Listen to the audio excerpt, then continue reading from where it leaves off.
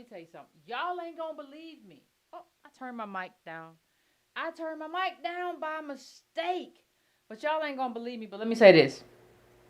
Let me say this. Let me say this. And not by mistake. How everybody doing? Y'all doing all right? Y'all avoiding COVID and all that stuff. Everybody okay?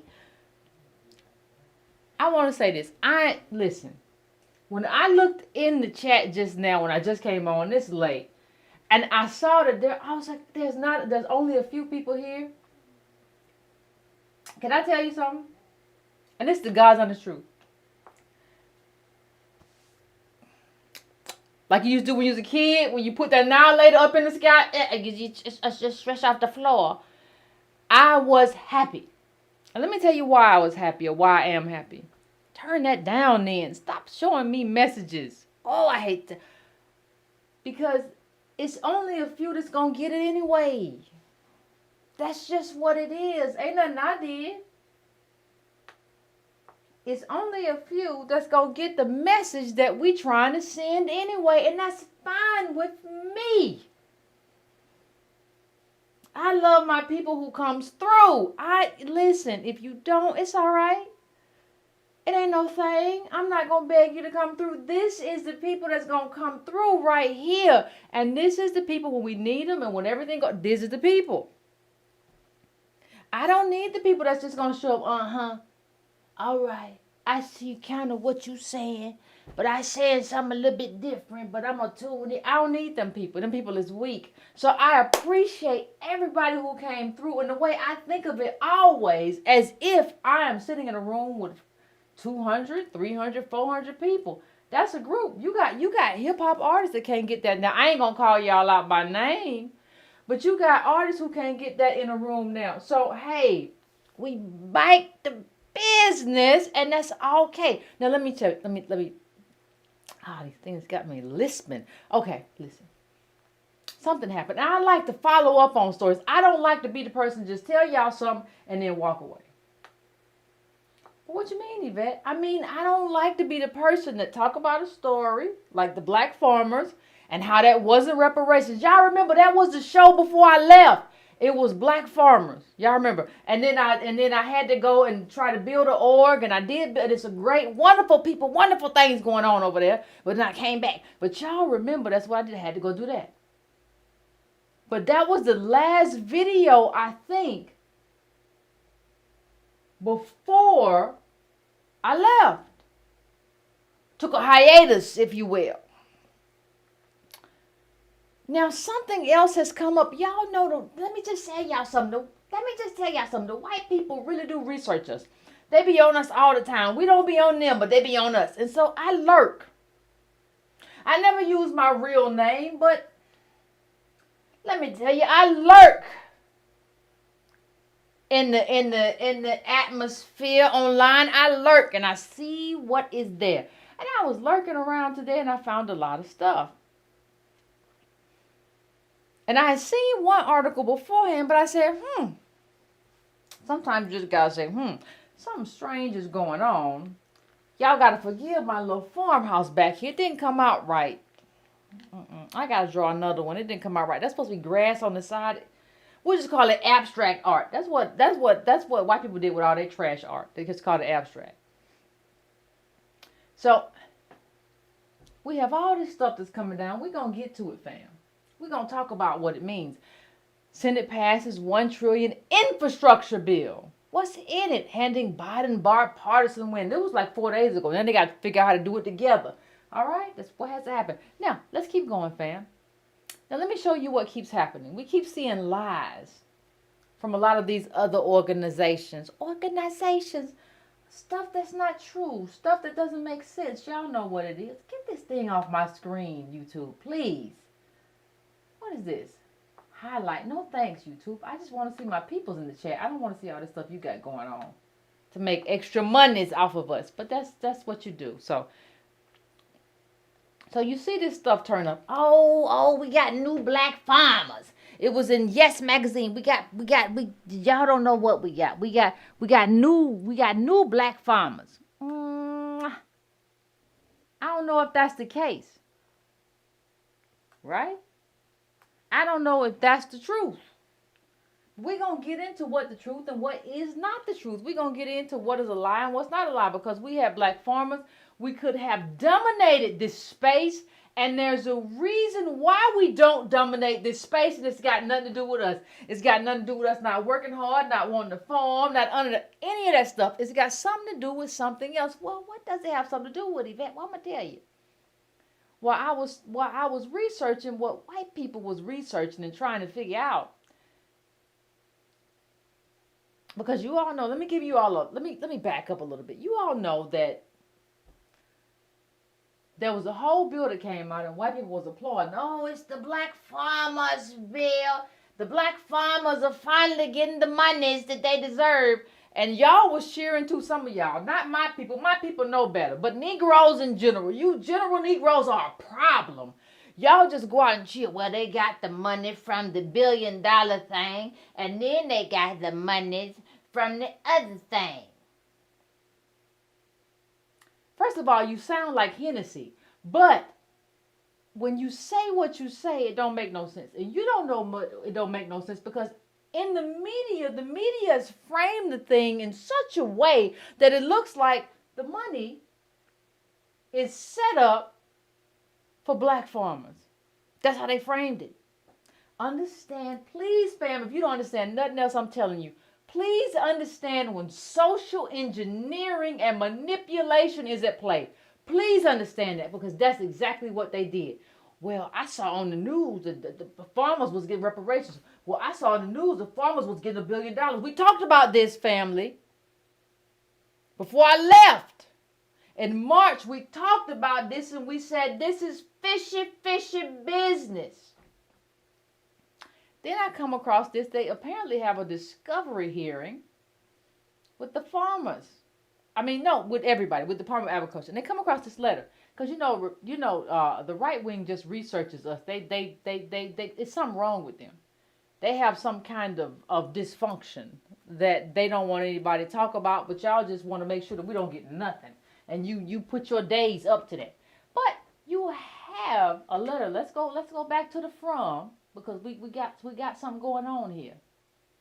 Right? So you have a letter to from the head of the black farmers to Vilsack, and we should just read this as it goes. Like they say, play it as it goes. Say, I play it as it goes.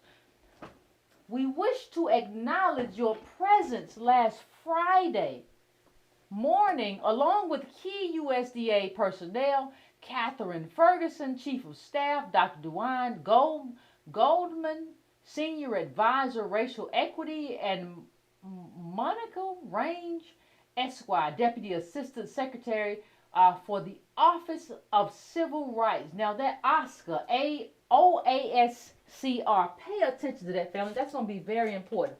That it's called Oscar, where they talk about it. Please put a pin in that, because that's going to be very important as we continue to go. Now, David Graham, Acting General Counsel, Chris Finch, all them names for National Resources, and so on and so forth. Okay, let's go on to the next part of this. Okay, what's the problem? Let me bring this a little bit bigger so that people can see. Hold on a second. What is going on here? Hold on a second. Un momento, please. All right. Let's make this a little bit bigger, because that was a little bit difficult to see.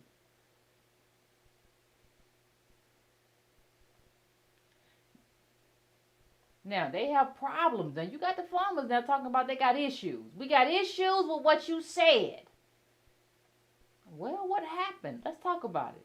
We were informed as to the length of the meeting. This is in June 2021. We were informed of the mode of technology at the last minute. Wait a minute. They told me y'all got reparations. You were informed in the last minute. I've been doggone. 7:30 p.m. the day prior. The shift in technology from Zoom to Microsoft Teams proved problematic for some of our rural farmers. Y'all done switched up the technology. We did not have sufficient time to ask our questions, nor have our questions answered. Woo, y'all got a lot going on. And five misleading information was provided by the Deputy Assistant Secretary of Civil Rights. Now you don't say. It's a lot going on in this letter to Vilsack about what his people did wrong in terms of their communication to us. Everybody told us. Now I want y'all to think about this as we go forward. Everybody told us that we was good. Everybody told us we got millions and we got reparations. That's not what this letter, which was put forth in terms of discovery. You know how discovery goes when there's a court case. Y'all remember the court case? The court case was people suing and said, listen, you can't just say this for disadvantaged farmers. I'm a white farmer and I ain't got no legs. The man ain't got no legs and he's suing. So here we go. Let's read the other part. We are of the opinion that good leadership begins by asking questions. As we had previously stated in our letter to President Biden on May 11, 2020, and our correspondence with you and your office on May 12, 2021, we had a list of issues and concerns, all right, for us to discuss. Given the meeting's brevity, they kept it brief, did they? And focus, we were not able to present them. We did not, however, appreciate Ms. Ferguson and Dr. Goldman extending the meeting we did appreciate. Y'all got 15 minutes. Extended the meeting by a different 15 minutes of persistence. 15 minutes after all of that. Because of our insistence to get questions answered, we were told by your chief of staff to email our concerns. The courtesy of an additional meeting time was refused. Wait a minute, I thought y'all told me that was all right. This don't look all right, though. Don't look all right to me. We were obviously concerned regarding debt relief, and your team managed that well. However, we remain disturbed that this process is apparently going to be complicated and lengthy, prolonging the economic suffering of black farmers. We were also deeply disturbed by the report from Deputy Assistant Secretary Range. She stated that OCR does not have a backlog of cases. Wait a minute, civil rights and the farming don't have a backlog of cases? That's just a lie. I know that. This does not explain the enormous number of civil rights complaints that have been in her office for decades. As we stated historically, the USDA's USDA's office, I just be making stuff up. Office of Civil Rights has been called a closing machine. We have no evidence to suggest to the contrary. In fact, several farmers on the call currently have ongoing cases within the OCR. We are led to believe then that Deputy Secretary Range was providing us false information. Based on her response, we are also not convinced that there is indeed a firewall between OGC and OASCR, as stated by Deputy Assistant Range. Ooh, we go deep. Now, if this letter is what I think it is, I was digging around. If somebody know different, please let me know. But this is damning evidence. I get into it. Our concerns go beyond debt relief. The major purpose of the meeting was what Secretary's plans were to address the decades of systemic discrimination at USDA that harms especially black farmers and USDA employees. Many of the items that were offered during the Secretary's presentation do not get to the resolution of many systemic concerns that we have previously addressed in our communications. Recent reports and investigative news articles confirm our allegation of continued widespread racism and other abuses at the USDA. For clarification, we were also concerned about cases that were not processed timely and are still sitting at USDA. Ooh, you got to be kidding me. And we clearly expressed our concern about the county committee system that still inflicts pain and suffering on black farmers. Now, here's what we're going to come to the end. Don't worry about it, family. accountability, transparency, and other matters are found within the Justice for Black Farmers Act of 2021 and could easily be enacted under your leadership. Understand that this is to Vilsack. This is to him, your leadership. There are many other matters that we have, and therefore we respectfully request a follow-up meeting with you or your staff. A half hour is by far an appropriate amount of time to resolve issues and concerns. Ooh-wee. Let me get to this last little part real quick.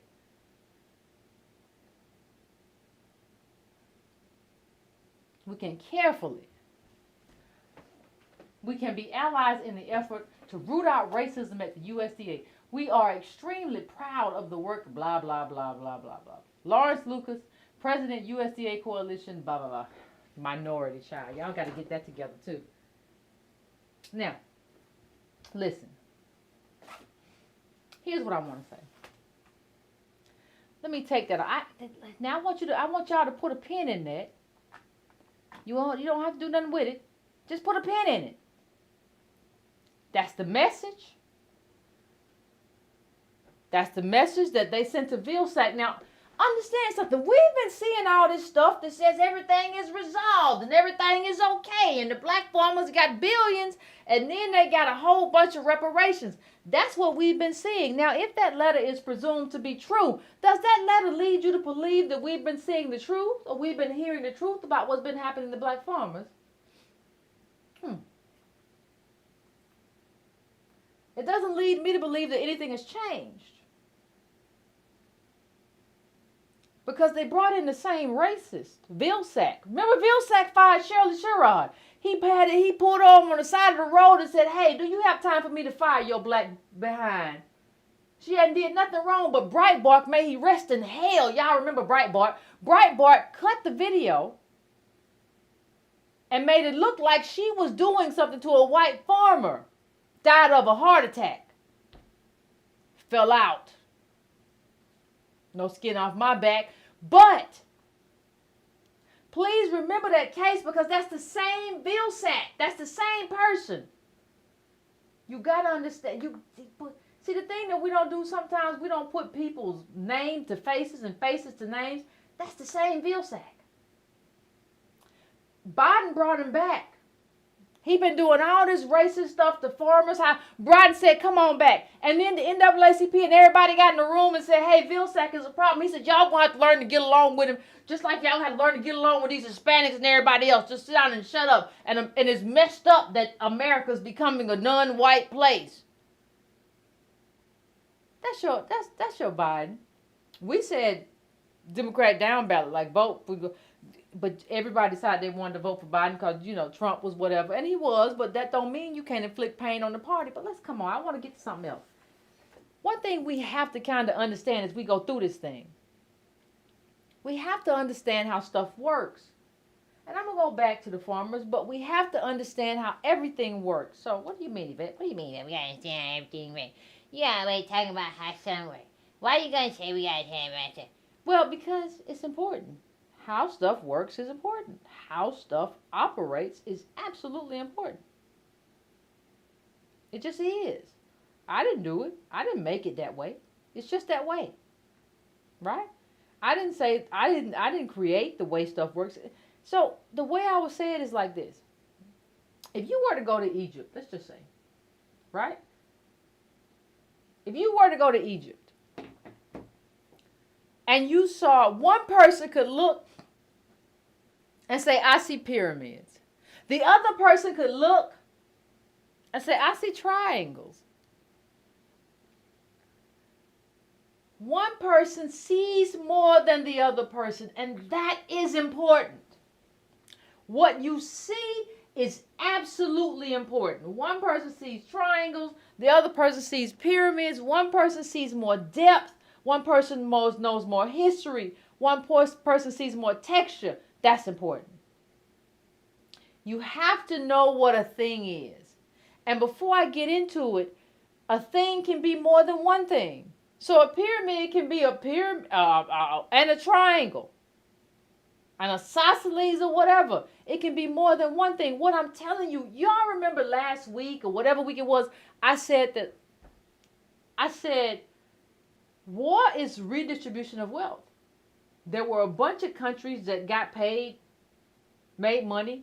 That's redistribution. What I'm telling you today is that redistribution happens in more than one way. So war is one way of redistribution, but our economy, our institutions, our government, they're also redistributions of wealth. And that's what you see happening at the Department of Agriculture. And I'm going to give you a little bit of evidence in just 1 second. But what you see happening is we had land and people decided to take it. And the easiest way to take what we have, and the reason to take what we have, listen, there's one thing in this world that you can't build more of, and that's land. Everybody needs land. You either got to build on it, you got to seed on it, you got to do something else on it. So you have institutions that were built not to give us loans, not to take care of us. They were built just to give what we had back to white people. Ooh-wee! And when you look at the numbers support that. When you look at the level of discrimination, the discrimination supports that. It is what it is. I didn't make it that way. So let me just show a little bit. If you have not read this Mother Jones article, because this is what we read, this is what we saw. Let me just preface this with this is what we saw. Oh. People told a whole bunch of lies and made it seem a way that it wasn't. Oh, the relief bill is the most significant legislation for black farmers, experts say. Now, when you look at it, it's for disadvantaged farmers, which includes everybody but white farmers, which is why they were able to so easily form the lawsuit, because the lawsuit was based on the fact that it wasn't the legislation was not built on cost, but race. Oh, but it's reparations. I saw somebody in New York and said it's the closest thing to reparations we done ever seen. Hallelujah. Okay. We saw it over in NPR. USDA set to give black farmers debt relief. Now, hold on. Debt relief is like the relief of a loan, too. It's not like somebody's actually giving me, you, anybody else money. What are y'all talking about? That's not a redistribution of wealth. Okay. Everybody was saying the same thing. Understand something, fam. I talked about last time this, but understand something. When you go around and everybody is saying the same thing, and you walking around and everybody's saying the same stuff, that is social engineering. That stuff is a trick. If you go somewhere and everybody is saying the exact same thing, you turn on the news and everybody's saying black people got reparations. That's a trick. You know it didn't happen, right? So why is it happening? Why are they saying that? I know that didn't happen. Where did they didn't get that? I know black farmers. It didn't happen. Well, because there's a divide that this country and this country's media have to maintain. And that divide says, listen, we're gonna do a couple things. We're going to create a situation where black farmers, mostly ADOS, are not getting what they deserve, but we're going to share it to white people as if they're getting more. This is going to create a level of tension amongst ADOS and white people. Well, white people are saying they got more than deserve, and ADOS know the truth, said we didn't get near as much as we deserve. That's the tension, and that's the lie of media. So let's go on. Just want to make sure everybody understands what's happening. Judge sets debt relief program for farmers of color. Farmers of color. See, that's kind of where we get into trouble. Farmers of color.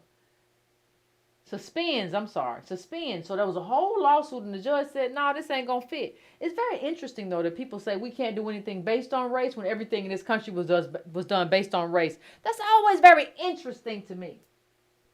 But let's go on. Let's continue, shall we? A federal judge halted payments for a loan forgiveness program. Loan forgiveness now. It's been putting this in the media as reparations. It's loan forgiveness. I told y'all that before I left. Before I took a hiatus off YouTube. I said this ain't no kind of nothing. This is loan forgiveness. This ain't no kind of reparations. But that's what they said it was. Program that provides relief to agricultural producers of color. A temporary restraining order was handed down on Thursday afternoon by Judge William Griesbach of Wisconsin's Eastern District in response to a lawsuit filed by the conservative Wisconsin Institute for Law and Liberty in April. Ain't got the child. I don't like the what they did with the bill, but I know that group ain't got nothing to do with law or liberty. You ain't got to tell me. Let's go on. The group alleged that the Biden administration used an unconstitutional program in an effort to end systemic racism and should make the relief available to white farmers too. Well, I listen, the way it's set up, I don't disagree with them. If you make it available to Asian farmers, Hispanic farmers, how am I not to get something that a farmer who just ran across the Mexico border, he gets it, but I'm a white farmer and I don't get it. It don't make no sense. It only makes sense if you make it about cost and what ADOS have endured. It doesn't make sense if you just make it about who has mail and who don't. So I understand that. The court recognized that the federal government's plan to condition and allocate benefits on the basis of race raises grave constitutional concerns. Ain't that something? They always grave constitutional concerns. And threatens our clients with irreparable harm, said Rick Essenberg, president of the General Counsel of WILL. The Biden administration is radically undermining. They love that word radically. They don't know what radical means. Radically undermining the bedrock principles of equality under the law. Child, y'all don't know nothing about equality under the law. I don't even know why y'all are talking about that. Equality. Child, when have y'all ever operated on the basis of equality? It just don't make no sense. But I said this is going to be a problem. Because they didn't make it about the cost. They made it about race. And race is not the common denominator here. It is the cost. People don't listen. But remember, it's fine. I want to say this real quick before we go on. Hold on. One thing that we find, it seems that it is okay. It is perfectly acceptable to use race as a way and a method in this country to inflict harm. But it's not okay to use race as a way to cure harm. So wait a minute, you can use this thing to give me cancer, but you can't use it to cure it. That's interesting. So you can use this as a way to kind of inflict harm on me and my people, but you will not, or you refuse to use it. You can give me the poison of race, but you can't give me the cure in terms of race. So if class don't fix race, and it don't, I can't use race to fix race, which means I never get the cure, and you get to keep the poison. Oh, well, that's interesting. But let's continue. We're not gonna stay there. We're not. Let's just continue to go on. This group that we saw, this little ragtag bunch of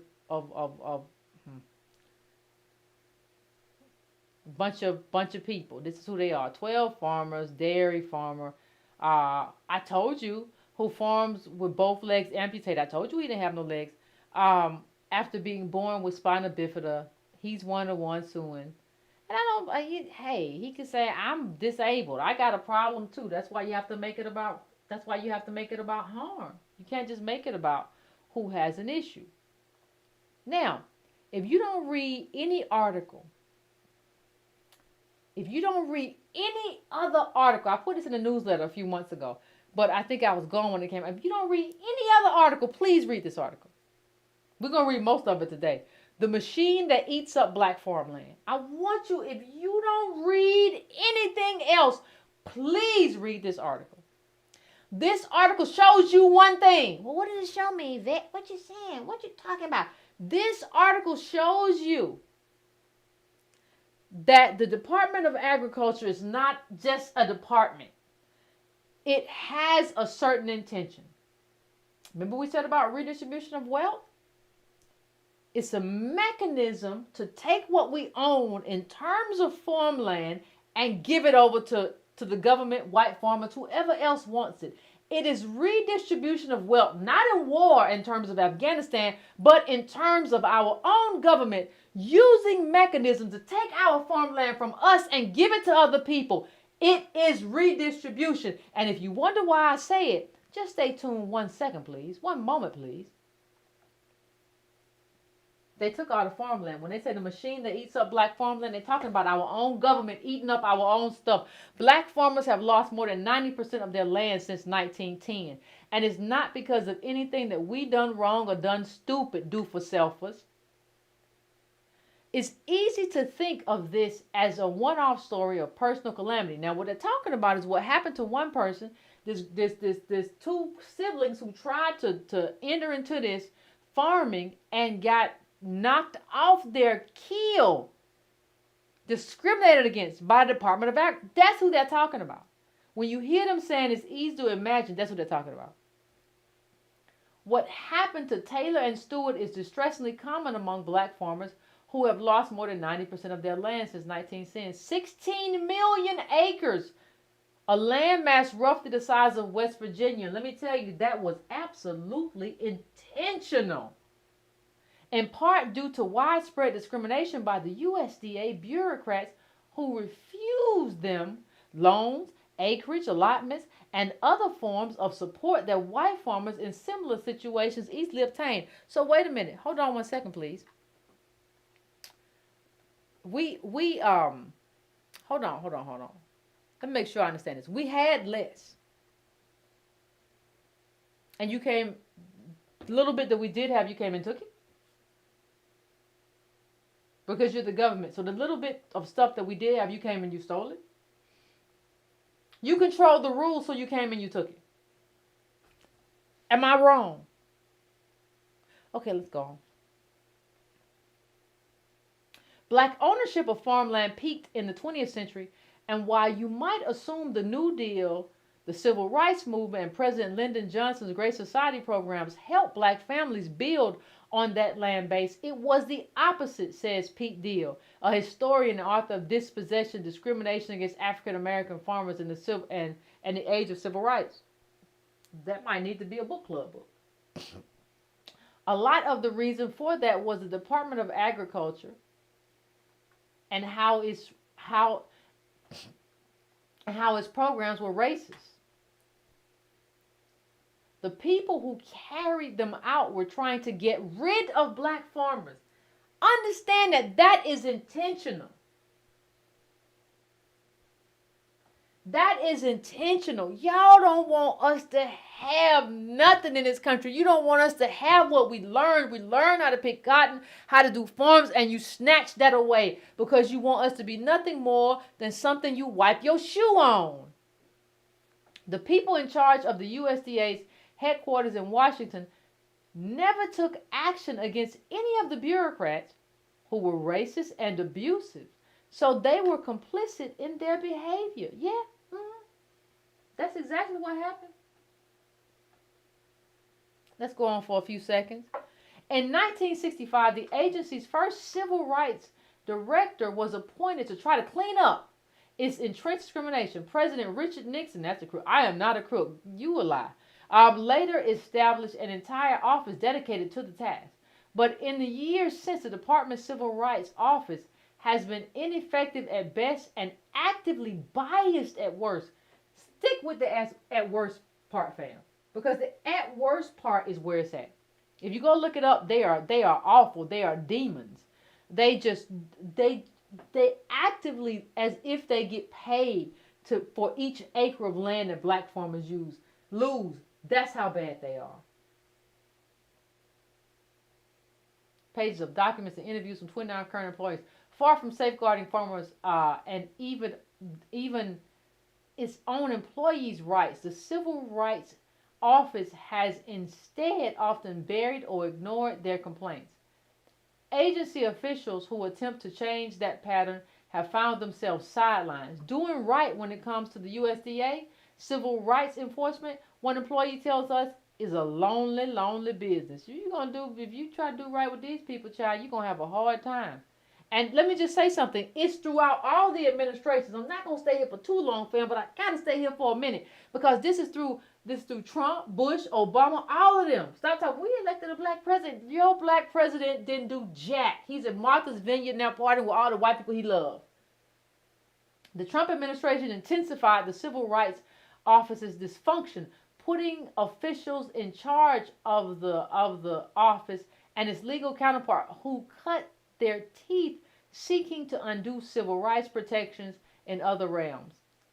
Although President Joe Biden had voiced support for civil rights enforcement at the agency, USDA staff and food justice advocates for victims and discrimination say his plan just dusts off promises that were broken during the Obama years. Not the Obama years. It's just pretty gargantuan. Power structure that's pretty unshakable, Daniel says. But that doesn't mean we can't try. We should always try. We should always try. But I agree with, let me say something. Maybe y'all don't remember this, but I do. Do y'all remember when Obama's Bill Sack fired Shirley Sherrod and then had her pull up on the side of the road? And not only that, what I mentioned earlier in the show, Obama called her. He said, I know what you're going through, Shirley. I wrote a book about it. You should read my book. Let me tell you something. If you Negro, you pretend Negro, you cosplaying Negro, if you have to tell a black woman who has endured discrimination and has had to watch her family endure it that she should read your book, that means you haven't lived it. If somebody has to read your book, that means that you was out in Hawaii under a coconut tree or in Kansas being coddled by your white grandpappy that you didn't live it. After you fired that woman, you said, well, you should read my book. That's what Obama said. That was your first black president. How you feel now? Heard he just had a party, though. He was out there at Martha's Vineyard playing hip-hop with his little lame self. Lamest president ever. Anyway, let me go. But he's the president, you shouldn't talk about him that way. I don't care about that, man. I talk about him how I want to. The modern USDA took shape under the New Deal as Southern Democrats used their enormous influence to ensure, like I said, this article is everything. To ensure that all those new federal programs wouldn't challenge segregation. Again, race built America, but you won't let race unmake it in terms of what happened to us. That's unconstitutional. It's race. As documented in Political Science, Ira Katznelson, 2005, when affirmative action was white, that was one of our book club books. If you all haven't read it, you should. They made sure that federal resources would be distributed under local control, which means the Ku Klux. Local control is the Ku Klux. Through the Agricultural Adjustment Act of 1933, which designed to pay farmers to curtail production, the government established county committees that helped determine and distribute farm subsidies. Plantation owners and Southern elites controlled these committees and many other farm programs initiated by the New Deal, always ensuring that most of the money ended up in the hands of powerful white men. And that's where the farm loans went to. People say, I don't want no handout. Well, the people you're competing with always got handouts. How you going to say you don't want no handout when the people you were competing with always got handouts? Ain't nobody sucking at the government tit more than white farmers. The USDA's central role in this pattern of discrimination would earn it the nickname the last plantation among black farmers. Ain't that something? Let's go on to the next one real quick. Y'all got to read this on your own. But this article, I don't always say that, mainstream, but they did it. By the mid-1960s, civil rights activists had trained their sights on this Jim Crow farm system, running black candidates for spots on the USDA county committees that distributed enormous amounts of farm aid. In 1965, the U.S. Commission on Civil Rights released a scathing report that documented ongoing, entrenched discriminatory practices throughout the USDA Southern offices. The same Agriculture Secretary, Orville Freeman, responded by appointing the department's first civil rights director, William C. Braun. It was mostly symbolic. That's all you got to know. He ignored all the recommendations. You don't got to know nothing more than that. They play games. That's all you got to know, is that these people play games. I'm going to go through these fairly quickly.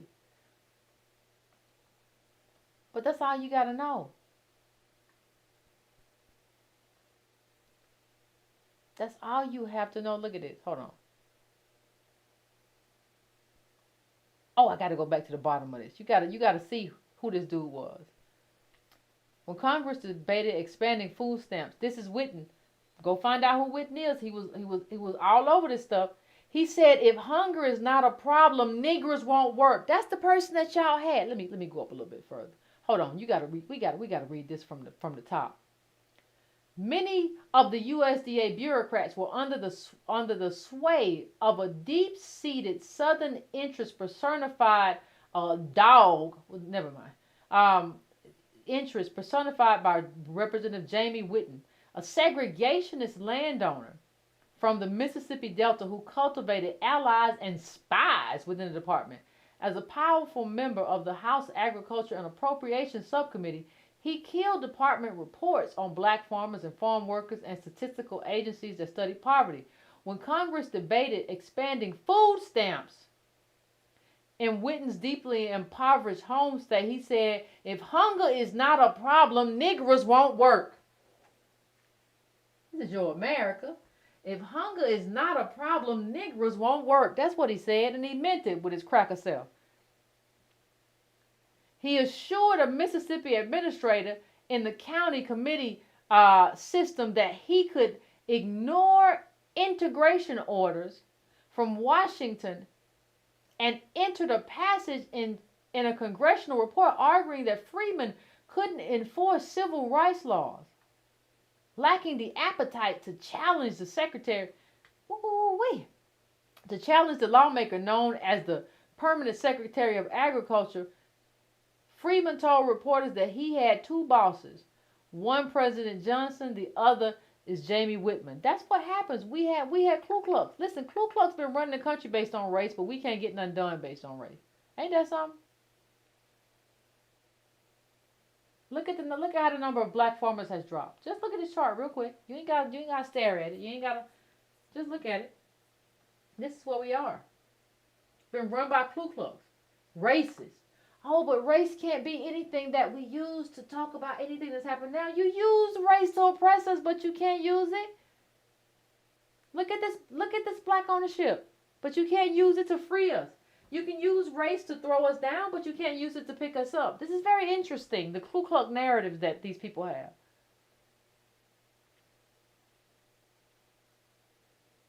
I want you to look at that chart.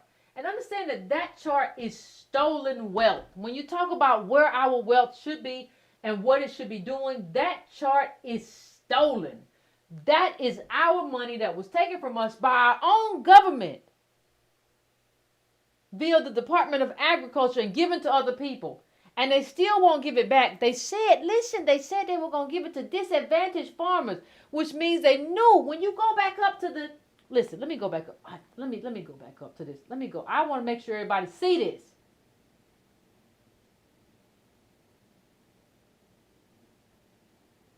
When I say Biden set us up to fail, I want to go back up to here real quick. The farmer says at the bottom, Lawrence Lucas, president of USDA Coalition of Minority Farm Employees or whatever. Dude, you the black farmers.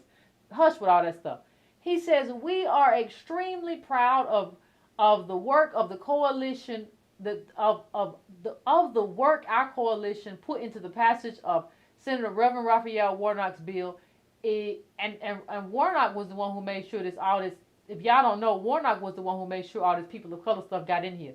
Y'all think he black, but he ain't. But anyway, in terms of how he does politics, well, that's fine. Everybody gonna learn. Emergency Relief for Farmers of Color Act of 2021 and Senator Cory Booker's legislation, the Justice for Black Farmers Act of 2021, whatever, and should not be penalized for it. Please remember, it was Biden-Harris. Pay attention to that last line. It was Biden-Harris. It was the Biden-Harris transition that headed up, that you headed up, that told us that debt relief for black farmers was unconstitutional.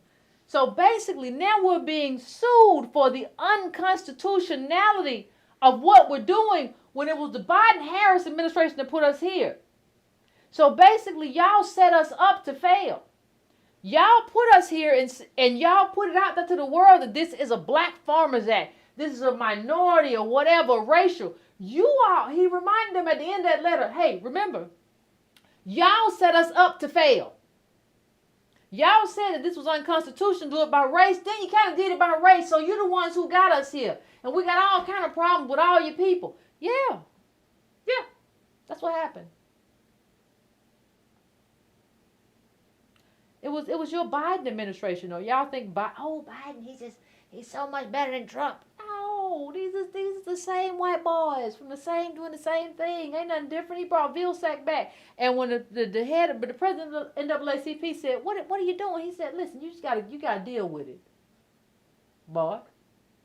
What you gonna do but sit here and look at me?" Your last black president had him in here too. What you gonna do about that? You ain't gonna do nothing.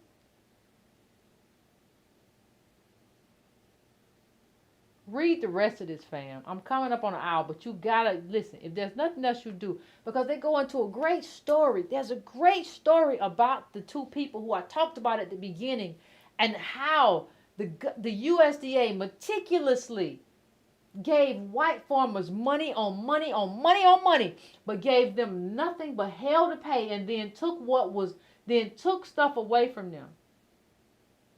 Right? And the dude was like, I can't fight cancer and the government at the same time. And he's not wrong.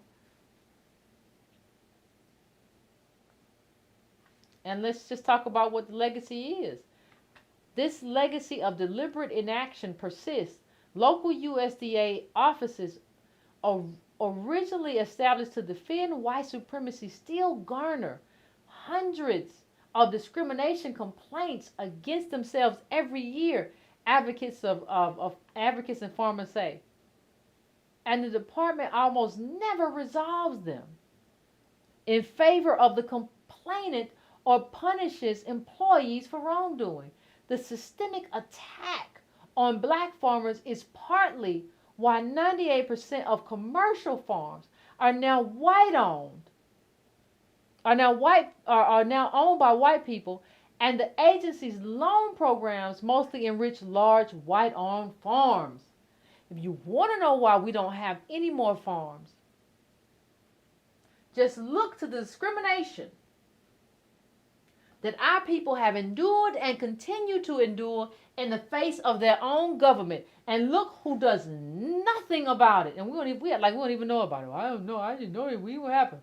I didn't know. I thought everything was all right. I thought they got $1 billion. I thought they got reparations. Read the whole article, Dodo Bird.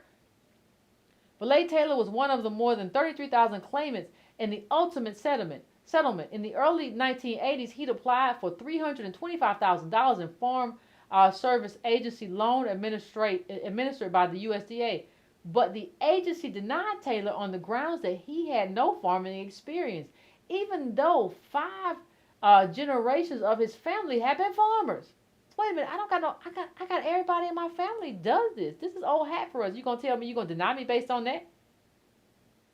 And he'd worked on a family farm in high school. Though they won the legal battle, individual farmers received little from the Pickford. Y'all remember the Pickford case was they got $1 billion. That's what Roland Martin was saying. They got $1 billion. Shut up, roly poly. A typical payout was about $50,000. That's pennies in terms of farming.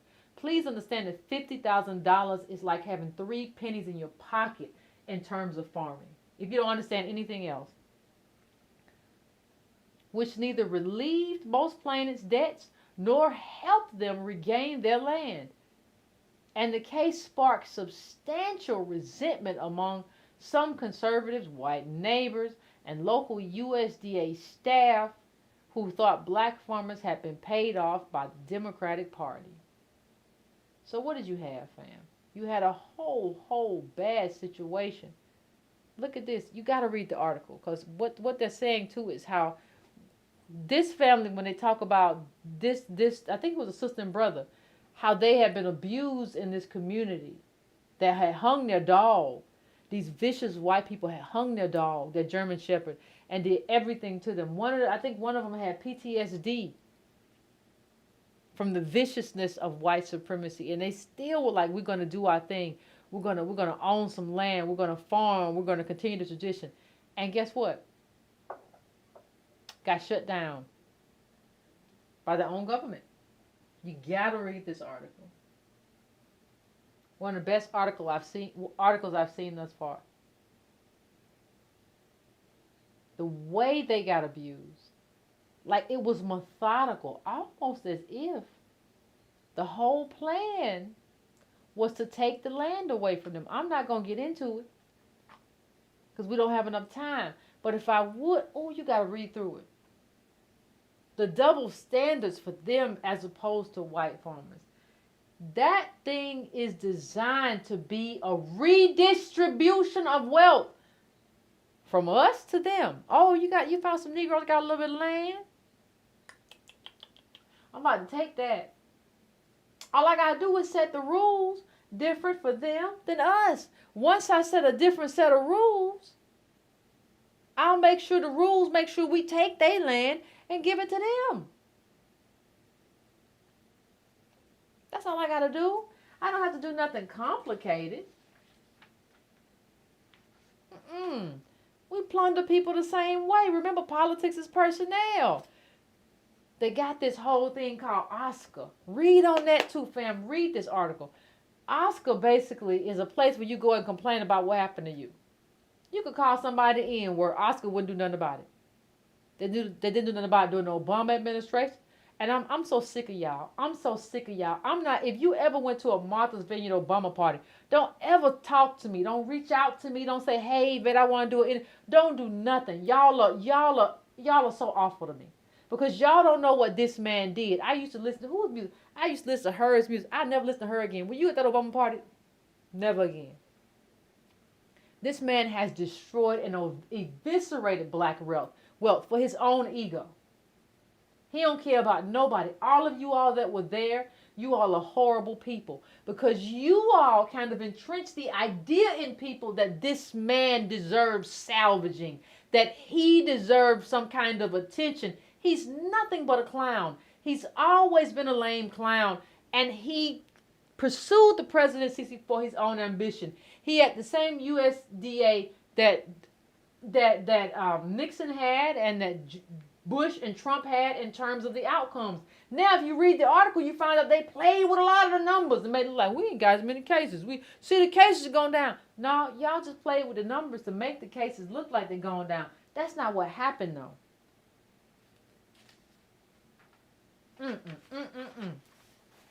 Well, you still don't like Obama? Who would like Obama? He ain't even a man. He don't have nothing that he believe in. He's just a man. What does he have? He just wanted to reach a certain level of wealth. Why would I have anything nice to say about somebody like that? Why would you? Goodness. But let me just say what the game is before we go again, because I talked about how they got it. Right? They got us again. Because it wasn't about the cost of race over the years. We let them make it about minority and disadvantage. And so what happens is a bunch of people are in that category, don't deserve to be in that category, and here come the white people with no legs. Fine. That's the whole thing. That's who they are. But we have to understand something. Before I go to break, I just want everybody to understand one thing. what's happening is that there's a specific way that people do things. Don't look at this as just racist people. Look at this as how racist institutions operate and how redistribution of wealth happens. If they want to take your land, there has to be a mechanism to steal from you without anybody getting arrested. And in this case, the mechanism to steal from you and our people so inheritance doesn't get passed down and so that nobody gets arrested is through the USDA. So I have one rule for white farmers, and I make sure they get restructure their loans and give them money. And I have one rule for you to make sure you don't get it and we take your land. That is a redistribution of wealth. If you don't understand anything from this show or anything I've ever said, please understand that there are a lot of mechanisms in America and outside America about how wealth is redistributed. And in America, that wealth is always taken from us and given to a bunch of other people because we're the bottom caste. Take the land from the Negroes that know how to work it. They're a danger. If we let them keep doing what they're doing, take it from them and give it to other people. So please understand, don't view these institutions or don't view the Department of Defense. The Department of Defense was the redistribution of wealth, right? From the American people and the American taxpayer to people who kill in the night, to mercenaries, to contractors. That was one. This is a redistribution of wealth from black farmers to every other farmer. You have to start seeing these entities as mechanisms to redistribute money that's supposed to come to us, our heirs, and so on and so forth, and give it to other people. Once you start seeing these things as a mechanism for redistribution, everything's become clear. And it's a mechanism for social engineering too, because it keeps people divided. It keeps telling white people, oh my God, it tells white liberals this. Oh, white liberals, y'all done good. Black people finally getting reparations. White liberals say, oh, well, I knew I could defeat those conservatives on this. I've done good. I voted right. It tells white conservatives, oh my God, look at these Negroes getting all this money. Now, Negroes ain't got all no money, but they don't know. They don't read. Liberals don't read. The conservatives don't read. Nobody reading. Even black people are like, oh my God, we got reparations. That's the social engineering part. The social engineering part is, hey, keep them divided. Keep them upset at each other. So the white people be over here thinking we got a whole bunch of money. And the liberals will be thinking that black people got a whole bunch of money, and they'll be fighting, and then black people be over here thinking we got a whole bunch of money, and they'll be saying, ha ha ha ha, we did better. Keep that tenseness going. So social engineering is a part of that as well. Keep it going. That's part of what this is about. So I want you to understand that. I'm gonna go to break because I know we're at the 1 hour mark. But I just want everybody to understand that and what it means and the importance of it. It's redistribution, it's social engineering, and understand what that means for our lives and as we go forward. And, you know, when you call in, if you have any experience as a farmer, if you knew anybody who was a farmer, please call in and talk to us, you know, and let us know what you think, what you believe. And you know, it's a wild time to be alive. But give me a few minutes, fam. I'm going to set up the phones. And then we'll come back and we'll have a conversation about it, all right? This is horrendous stuff, though. All right, fam.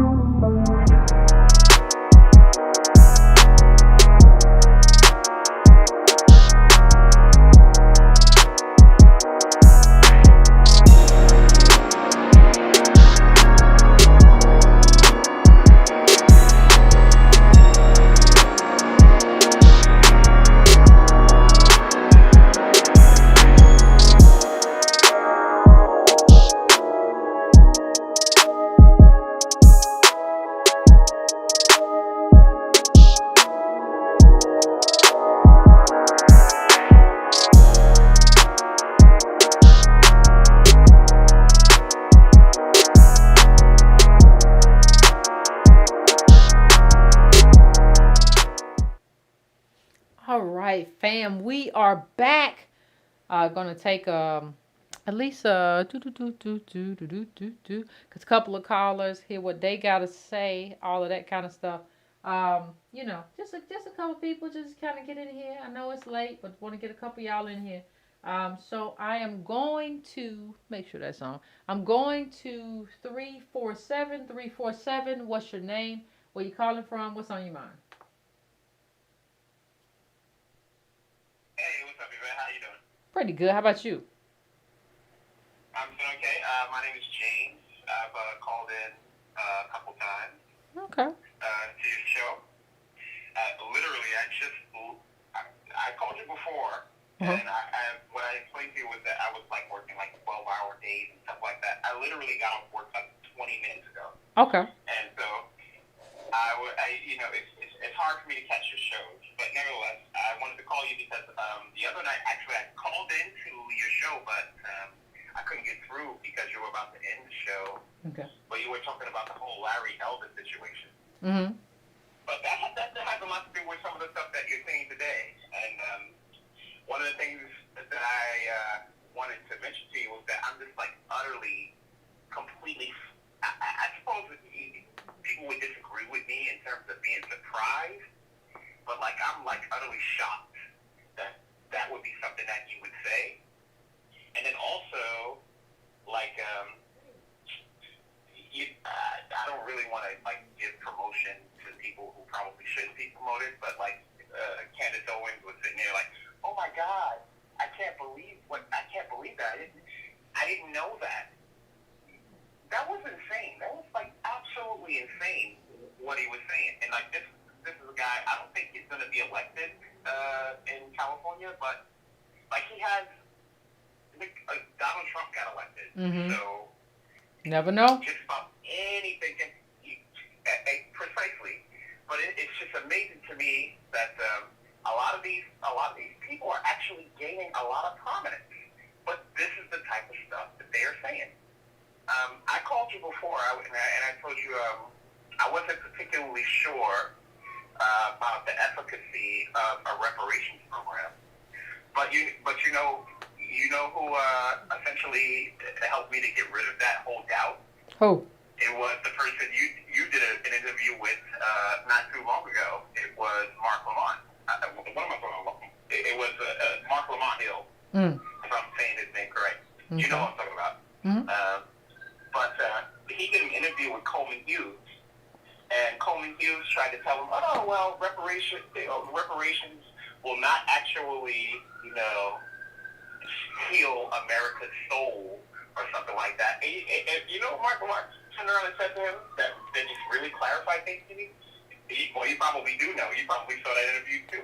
I did. It's like, well, I don't even really care about America's soul. If you owe me money, you need to pay me.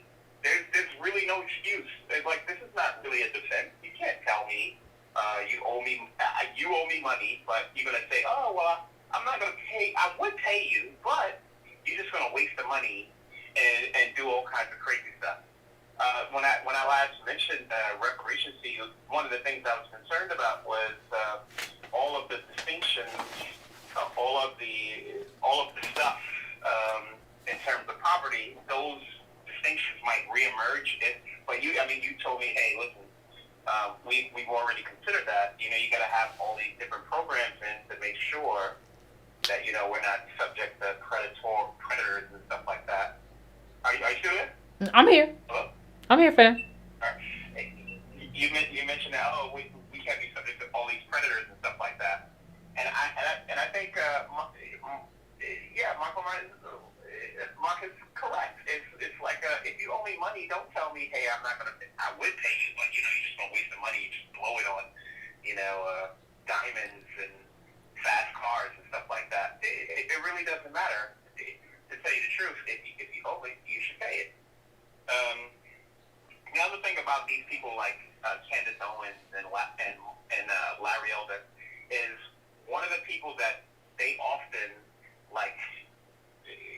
put on a pedestal is Thomas Sowell, who I'm sure you're familiar with. Thomas Sowell is a top intellectual, no question about that. The problem is I don't think they even really understand Thomas Sowell.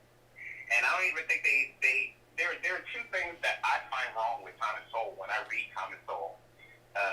Number one is the fact that he attributes a lot of what's gone wrong in the black community, to policy, to liberal policies in particular.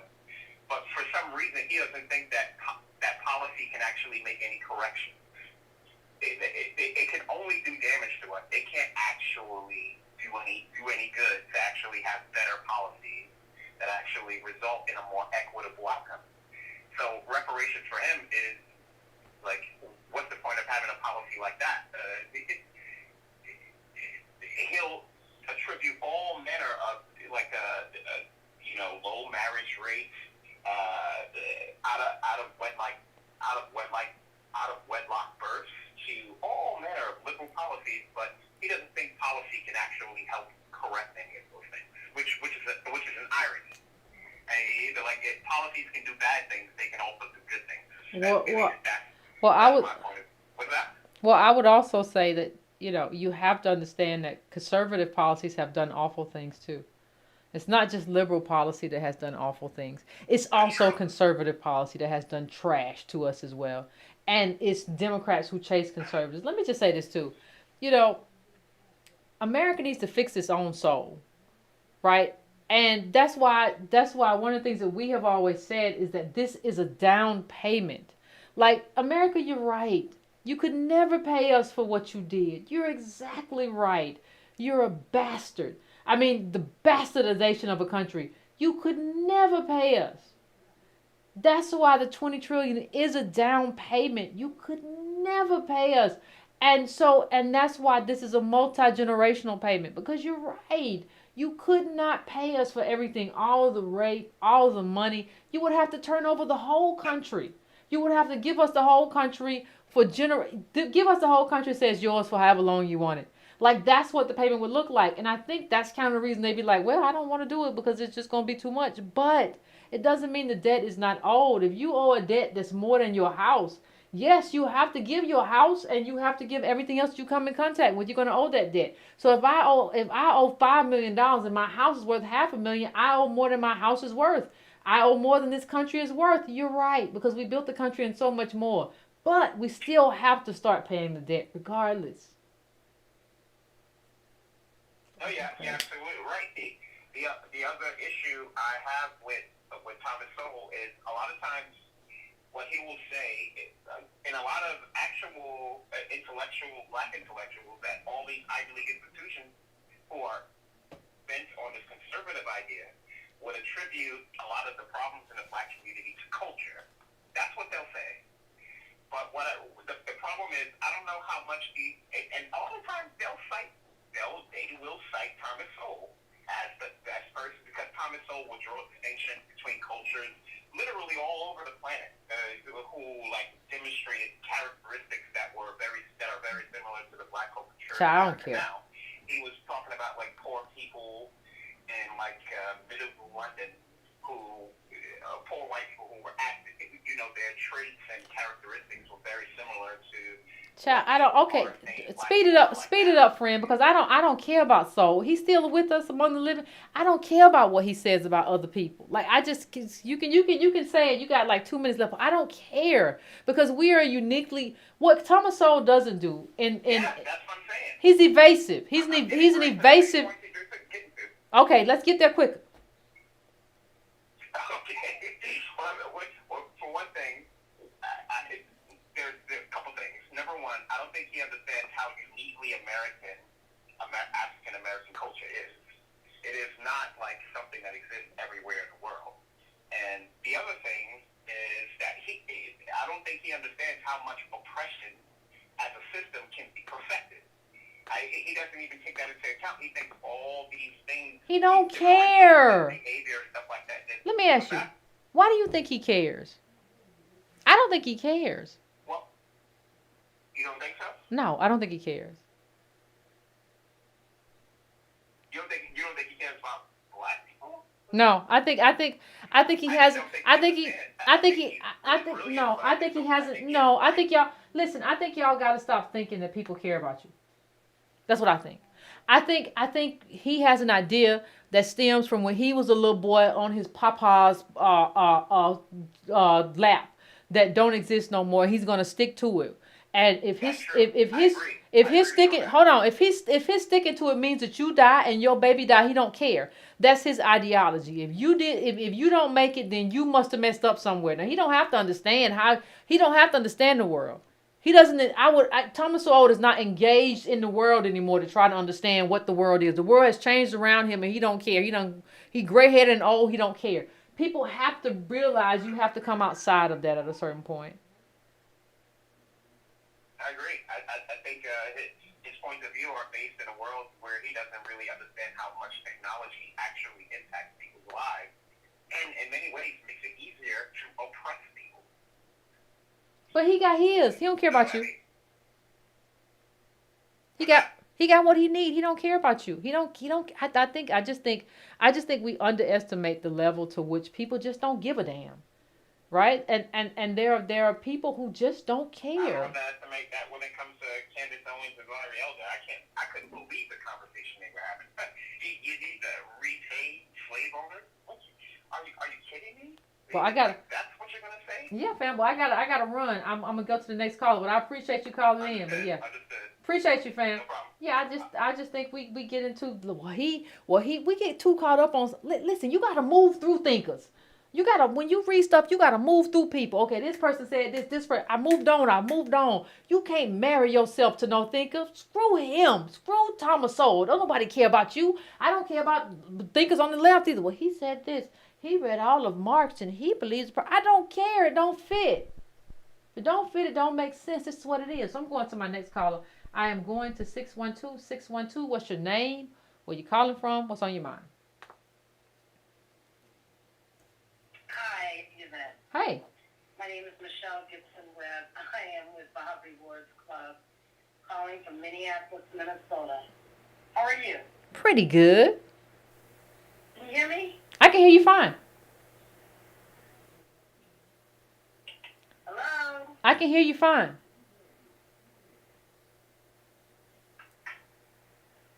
Can y'all hear her? I can hear her okay. Can y'all hear? There's some problems going on. Oh, goodness. Carla, we're going to have to let you go. I don't know what's going on your phone. I ain't got time. I'm going to the next caller, 706. 706, what's your name? Where you calling from? What's on your mind? Hi, Yvette. This is Sherry calling from Hepzibah, Georgia. Hey, how you doing? Fine. I just wanted to say I appreciate you so much. Thank you so much for loving us enough to share your knowledge with us. Thank you. And then helping us to become a better people. I just really appreciate it. I just want to say God always bless and keep you. Oh, thank you, fam. I appreciate that. I need all the prayers I can get, so I appreciate you. All right. Well, thank you, fam. And take care of yourself. I will. I'm gonna have myself a hot bath. Thank you, fam. I appreciate you. Gotta take care of yourself. Self-care is important. Y'all know that? I'm going now to 240. 240. I'm coming to you. What's your name? Where you calling from? And what's on your mind?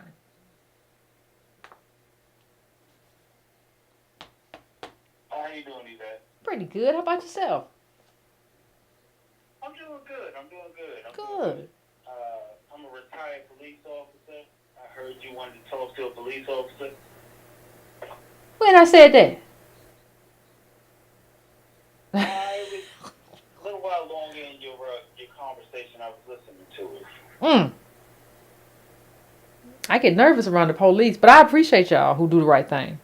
I tried to for about 11 years. I tried to do the right thing. Mm-hmm. And in doing the right thing, they castrated me out. Ooh-wee. Ask me any question that you want to know, and I will tell you about training and everything. What's good? Well, let me ask you this then, since you're here. What's your biggest regret about being a police officer?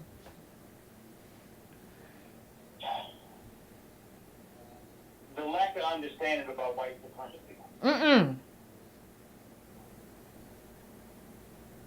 Do tell. Mm-hmm. Do tell. Well, I grew up in Harlem. I was born in D.C. And I just really didn't understand what was going on around me. Mm. I mean, I went to really decent schools. I grew up in a single-parent household. Mm. Mm-hmm. For the most part, I really just didn't understand what was going on around me. And I'll just say that the idea of brotherhood brought me to the police department. Mm. Okay. Well, I understand, fam. Well, I'll let you go. I want to thank you for calling in, but I understand that. But let me say this, fam. That's the same thing that brings people to gangs. The idea of brotherhood. So if you don't have family, you might end up in a place you don't want to be in. And you might have to create your own family, right? It is what it is. I'm going to my next caller. I'm going to 615. 615, what's your name? Where you calling from? What's on your mind? Booyah. What's up, Yvette? This is J.D. Jackson. Finally getting through. What's going on, JD? How you doing? Hey, I'm well, and yourself? Pretty good. I can't complain about nothing. Except this audio. That's what's up. You hear me? I can hear you fine. I hear you pretty good, fam. You hear me? That's good. That's good. So check it. I'm out on the farm now. So you're talking about black farmers tonight. And I'm a black farmer. I'm new to it. You know, I got ancestry. They might have been farmers, but no one immediate that I can reach out and talk to. So everything I'm doing is trial and error. How's it going for you? Pretty good. Can't complain. You know, I'm a little bit a year over into it. You know, due to the pandemic and everything, it slowed everything up. But, you know, things is getting back to somewhat of a normalcy. And it's a slow and steady process. Okay. Anything you want to share with us about that process? What makes it, have you had, go ahead. USDA is a good, reliable resource out there. Mm-hmm. You know, there's a lot of government opportunity out there for us if we take advantage of it. Mm-hmm. And we can use it to our advantage in doing something like building a homestead, building a legacy, and investing wise. Mm-hmm. And I have participated in that, and it's working out. Okay. Well, now you're going to keep us updated now, though, right? In terms of how everything is working out. You're going to call in and you're going to keep us updated, ain't you? Oh, well, I keep you updated. Like I said, I'm going through the process. They've already granted me, you know what I'm saying, a large sum to work with. Good. And it's just about getting it done. That's what I'm talking about. What kind of farm? What you growing on there? Well, right now, you know, we're in the development phase. I'm getting some buildings put up. I'm getting some high tunnels, some greenhouses built. You know, getting a border fence up, getting some cross fencing. Then eventually, you know, we might get into some livestock, you know, growing what I know to grow. Nothing I'm trying to reinvent the wheel on, but something I'm familiar with, and that's greens. We all, as black people, like our turnip greens, collard greens, mustard greens, kale, spinach. So I'm just going to keep it basic. Okay, and, now see how it works out for me. Now see, let me tell you. Like I say, it's in our DNA, it's in our ancestry. Let me tell you, I say, fam, lima beans and chickens. I'm just messing with you. You sound like that's what you like to eat. I do. I love me a good lima bean, butter bean, whatever y'all call it. The chicken, they have eggs. I be trying not to eat much meat, but the chicken sometimes, you know, calls on me a little bit. But the lima bean is a good trusty bean. You understand what I'm saying? That's some good protein and carb all in the same bean right there. I like that. So have it with a little bit of cornbread. I had lima beans and cornbread yesterday. Ooh, anyway. A little butter on that thing, salted butter. That's what I'm talking about, fam. So, what state you in, fam? You said you was? What state you said you was in? You still there, fam? He ain't gonna tell us where he growing lima beans at. But that's all right.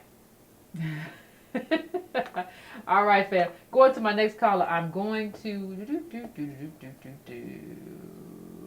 757. What's your name? Where you calling from? What's on your mind?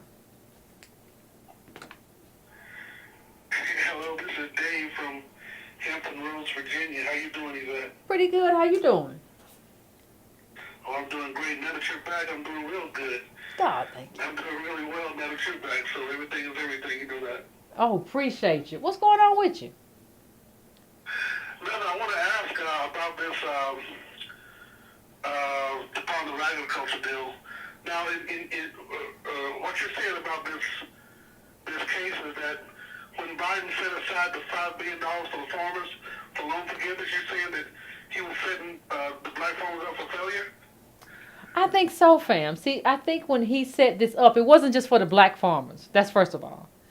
It was for Well, yeah, that's a problem. Well, in name, you're right. It's for minorities, but the bulk of it, obviously, the bulk of it would be going to a lot of black farmers. You can't, John Boyd, right? yeah, but you can't say obviously until He hold on 1 second. You can't say obviously until the money's gone out. See, people. Yeah, but go ahead. I'm just saying you can't say obviously it's gonna be the black farmers or obviously it's gonna go to black farmers until the money is spent. See, what happens is. Good point. Mm-hmm. Good point. And that was the same thing that John Boyd was saying. He told, first of all, he was against. He and the other black farmers were against Vilsack being renominated to Department of Agriculture Secretary. They were vehemently against it. As they should have been. But once the money came in, they met with them and they said, "Look, the money is there now. Hurry up and distribute it before somebody try to stop it." And I ain't lying that it was like 2 weeks before they filed an injunction, I want to say in Texas, against distributing the money. And that's the Republicans. But in that case, that wasn't Biden. That was the Republicans filing an injunction against distributing the money. Do you think Biden should have put Vilsack in that office again, given his history? Absolutely not. Okay.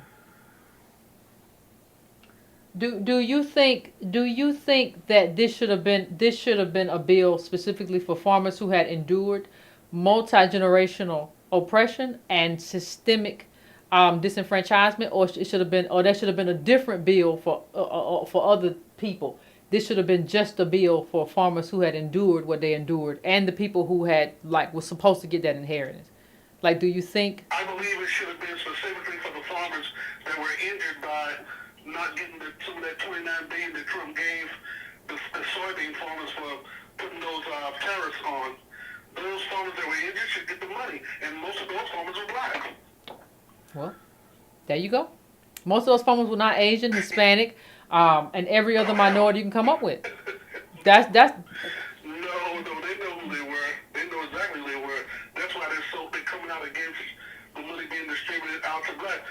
John Boyd said, "Look, the money is there. It's in the department. It's in the pot. It's time to get to the prize." And I ain't lying. It wasn't 2 weeks. It might not have been 10 days. Somebody in Texas filed an injunction, and here you go. Now, black folks sitting around waiting on money again. Yeah, but and the thing is, fam, that's anticipated. Like, you gotta anticipate that. Of course they gonna do that. Listen, if I was a white farmer, I would do that. How you gonna tell all these other people because they got melanin and they get to go get money and stuff? Now what you can do is say that there was a cost paid to a specific group and a specific group of farmers, and so because of that cost, there is a specific cost that the government owes. You can't say it's based on just socially disadvantaged. That socially disadvantaged stuff is BS. Asians have more money than white people. How you gonna say they're socially disadvantaged? By what kind of thing is that? Yeah, you know what? And that's where it is. The government has something that they call disparate impact. I don't know what that is. Disparate impact. But they also have, because a law can have a disparate impact on one group and benefit another. But they also have what they call a disparate benefit. In other words, say for instance, the tax credit that goes to families with children. That's going to have a benefit for everybody, right? But the black community with black women with children, especially single black women with children, that's going to have a disparate benefit in terms of black people. And that one is already out. So, yeah, I think in terms of passing the bill, the climate right now, the political climate, I know you know this by working on the Hill, the political climate for passing a bill specifically for blacks and no one else is just not really there right now. Well, let me tell you why the climate is not there right now. The climate is not there right now because the movement is not there right now. See, if you had a group, if you had people who were like, nah, we're not doing this no more. If you want to get back in office, if Democrats ever want to see the White House again, we doing this. That's what we're doing. We don't have that. Exactly. We have people who are saying, well, we just gonna get whatever we can because yes, we have to, and that's what. Listen, that's 8 ounces is about a lot, but part of what it's about is that building that movement. That's part of what all this is about, is that we have to build the movement. We have said we have to be the wind beneath the wings of people who go in the White House and advocate. The problem is too many people been going inside the White House and advocate and they ain't got no wind. You just an old dead raggedy bird. You can't fly nowhere. What you think you're doing? You can't fly nowhere. You's a chicken. You walk. You're supposed to fly into the White House. We got a lot of chickens that like to walk into the White House real quick. Cluck, cluck, cluck, cluck. That's not the way you go into a White House and negotiate anything. And people don't understand that. So when they go in there, they be like, well, I don't understand why I can't really get nothing. And why we can't. And they say the climate ain't right. Yeah, they can say anything to you. If you don't have a movement of people behind you that can affect whether or not these people get elected, right, and reelected, I don't know what you're there for. And so people don't really understand movement politics, and they like to kind of push us aside. But you're not getting anywhere without movement politics. It's just not going to happen. Exactly. Thank you so much, Yvette. Thank you. Have a nice night. I appreciate you, fam. Thank you for calling in. I am going to... I'm going to my next caller. I'm going to 773. What's your name? Where you calling from? What's on your mind? You there, 773? People just, hey, don't call in here and get all shy, okay? I'm going to drop 773 because 773 decided they didn't want to say nothing. 678, what's your name? Where you calling from? What's on your mind? Hey, Ben, welcome back here. Thank you. I appreciate you. How you doing? Yeah, I'm Calhoun out of College Park. Going on, Calhoun? All right. Yeah, let me tell you what's on my mind. Okay. You made some interesting points like you always do. Mm-hmm. And one of them was that it was perfectly all right for them to discriminate against us and use our color to disenfranchise us. But they can't use our color to rectify what they did to us, honor us being who we are. And that is a very, very valid point. And it's very unfortunate that the Congressional Black Caucus and National Action Network and all these other people are just not on the same page as of yet, because we are most definitely coming. Absolutely. Absolutely, fam. I want to thank you. In closing, I just want to encourage all, ADOS family to keep advocating, Mm-hmm. to stay on the right track and don't get weary in well doing, because believe it or not, we are making some headway.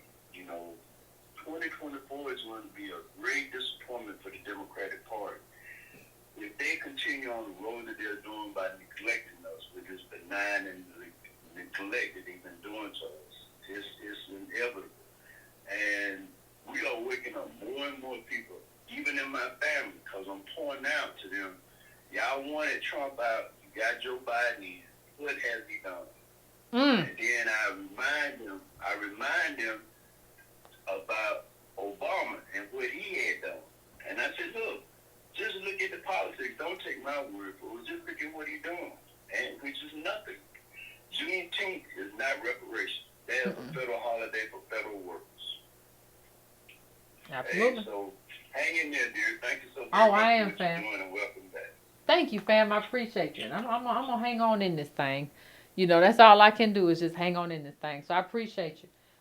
That's probably gonna be our last call for the night, fam. If you didn't get in this time, just you hang in there too, and we'll get to you. And we'll get to you next time.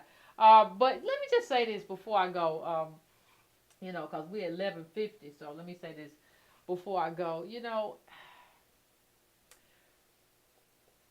I don't know how to say this, fam, but we're gonna have to get it together. And we are getting it together in terms of movement work and what we doing. But telling me that my battery is low. You don't think I know that? But we have to get it together in other forms and other ways as well. We have to influence the people around us. We have to make sure that they have access to this kind of information that proves what we have always said is true in terms of what America is doing. Nobody understands the sophistication of what is happening. The kind of oppression that's happened to us is the most sophisticated stuff that anybody has ever seen, and people don't understand. People say, oh, well, they got all that money them farmers did, they just should have done something with it. You don't understand the sophistication that we're faced with. They didn't get all of that money. You got to understand, you got to compare that to what the white farmers got. You are not, it's not them that are not sophisticated enough, it's you that are not sophisticated enough. And we need to bring people in here. We have to start listen, if there's one thing that you don't understand or that you need to get other people to understand. We have a lot of people who we in the movement understand, but we can't be insular. We have to show people that what America is doing is mechanized to a degree that if you were a chef and it was cooking white supremacy, you would give it a chef's kiss. It's just that good. And if people don't understand how that's happening, the way it's happening, the tools that are used, the institutions that are used to protect white wealth and plunder Adolf's wealth, if they don't understand that, they will behave as a people who don't understand that. Right? And so we have to be willing to go into those spaces and say what needs to be said, do what needs to be done, and not necessarily always get frustrated at our people who, perish for lack of knowledge. Right? So that's just kind of where we are. And it's okay. We'll get past it. We're a small group, relatively speaking. Grown a lot since then, but relatively speaking. But we're going to get past it. Ain't no thing. It's not a big deal. So please, fam, as we go out, please make sure you hit that like button. Please make sure you hit that share. Hit that bell to make sure you get notifications, fam. And I appreciate it. I will see you on, what's today? Monday? See you on Wednesday. All right? And we will have another conversation. But don't get too stressed out for it, fam. When you get stressed, it makes you want to leave the move. I'm tired of that. No man do nothing. I want to go somewhere else and be bothered with something. I don't want to be bothered with this no more. Don't do that. Just kind of stick with us. We'll be all right. Just keep your bearings about yourself, all right? And I'll see you next time, fam. Keep it easy breezy.